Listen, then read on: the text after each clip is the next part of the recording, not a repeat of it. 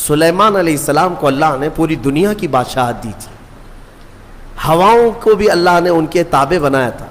ایک دن حضرت سلیمان علیہ السلام نے اللہ کی بارگاہ میں یوں عرض کیا کہ مولا ایک دن میں تیری ساری مخلوق کی دعوت کرنا چاہتا ہوں، اپنی طرف سے ساری مخلوق تیری جتنے بھی ہیں سب کو میں ایک دن کھلانا چاہتا ہوں، اس میں پرندے بھی، کیڑے بھی، جانور بھی، جنات بھی، مچھلیاں بھی، انسان بھی، ساری مخلوق جو جو کھاتے ہیں سب کو ایک دن میری طرف سے دعوت۔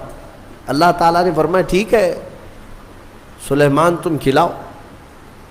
اب سنو، حضرت سلیمان علیہ السلام سمندر کے کنارے بہت بڑی زمین، جہاں تک نظر ڈالو خالی زمین تھی، اس کو منتخب کیا اور ایک مہینے سے وہاں تیاری شروع ہو گئی۔ ہر طرح کے کھانے وہاں پر جمع کیے جانے لگے، اناج سب کے الگ الگ، پرندوں کے الگ، جانوروں کے الگ، جنات کے الگ، مچھلیوں کے الگ، جس کا جو رزق چلتا تھا دنیا میں جتنے لوگ ہیں سب کی دعوت تھی ایک دن، اور پکایا بھی جا رہا تھا۔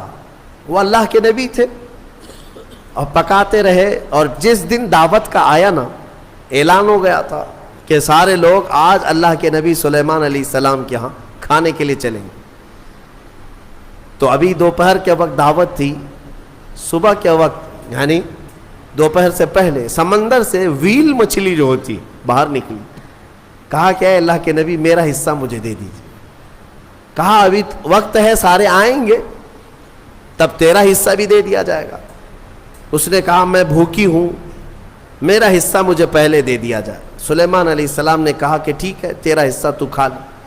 اس ویل مچھلی نے منہ کھولا اور سارا کھانا ایک ہی ساتھ کھا گئی، جتنا بچا پکا تھا، جتنا بنا تھا پورا کھا گئی، ایک لقمے میں نگل گئی اور اندر چلی گئی۔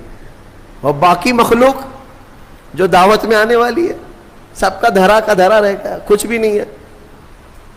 اللہ کے نبی سلیمان علیہ السلام نے عرض کیا اے مولا میں تو ساری مخلوق کو کھلانے کا انتظام کر رہا تھا، یہ تو ایک مچھلی کھا گئی۔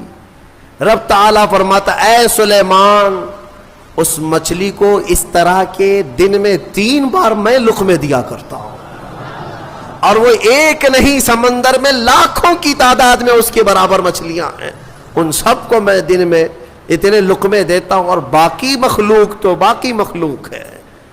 میرے عزیزو اندازہ کر سکتے ہو اس کی رزق کی وسعت کیا ہے، اس کے خزانے کی وسعت کیا ہے۔ رمضان لوڈ شیڈنگ کے لیے نہیں ہے، یہ تمہارے تقوی کے لیے ہے، تمہاری بیماریوں کو دور کرنے کے لیے ہے۔ لیکن اتنی بات یاد رکھنا کہ اللہ تبارک و تعالی ہم سب کے رزق کا مالک ہے، اور رزق کی فکر کرنے کا تمہیں حکم نہیں دیا گیا، وہ رزق تمہیں مل کر رہے گا۔ تم رزاق کی رضا کا خیال کرو، رزق ویسے ہی پہنچا دیا جائے گا۔ اقبال نے یہی کہا کہ رزق کی تو فکر ہے اور رزاق کو بھول گیا انسان۔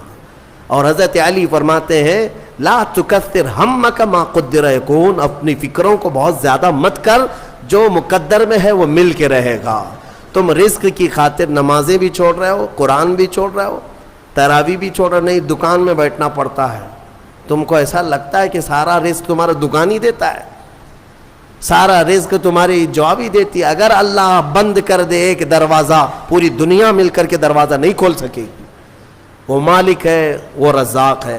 لہٰذا تم رزق کے لیے تلاش سے پہلے اللہ کی رضا اور رزاق کی رضا کی طرف آؤ، رزق کے خزانے اور دروازے اللہ ویسے ہی کشادہ فرمائے گا۔ مولا کریم محتاجی سے ہماری حفاظت فرمائے۔